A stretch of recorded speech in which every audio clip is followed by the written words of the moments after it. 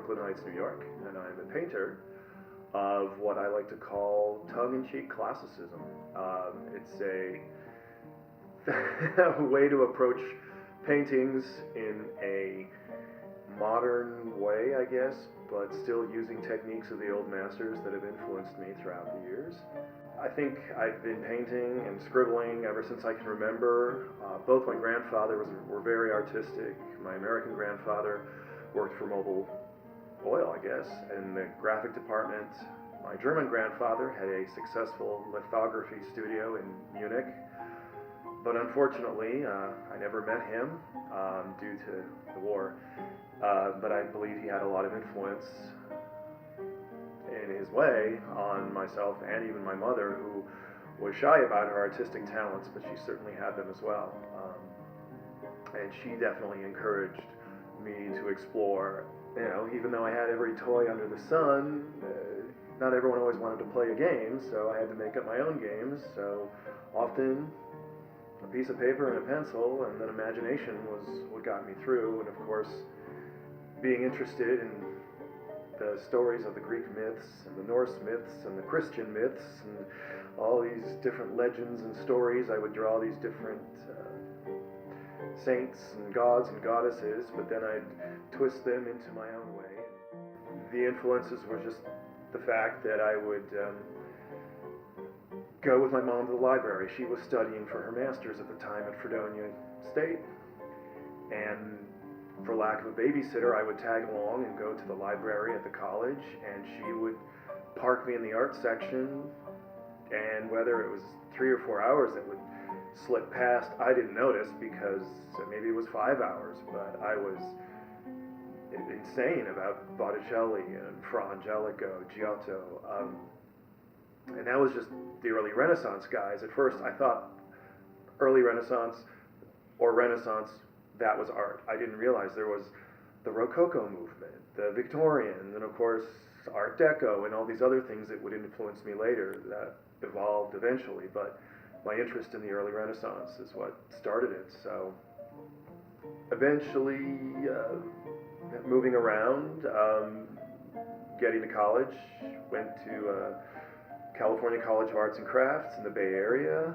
Done with that, I thought, well, I could just stay in the Bay Area and be a Bay Area trained artist, or maybe I could do something else.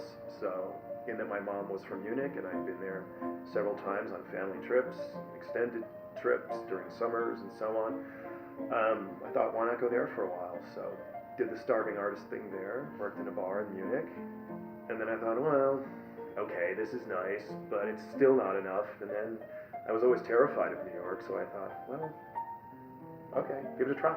So came to New York, and within minutes knew that I had to live here. So here we are in my studio, and it's a studio I've been enjoying for about 2 years. It's got northern light, which every artist wants, and I'm surrounded by things that influence me all the time. Childhood books, trinkets, figurines, little things I've had since I was a kid, and then things that George, for example, got me in Greece. So, and it's all at my fingertips. So all these little references contribute to the work you see behind me, which get me focused and get me painting these pieces. One thing I found interesting is expanding my presence on Facebook.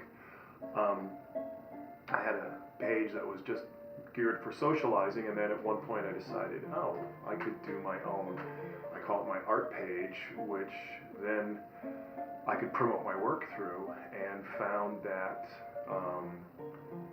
it started with friends and family, but I've got fans, people that I've never met, who have floated somehow to my work through friends they have that might be associated with me. And it's sort of interesting to see how this Facebook fan page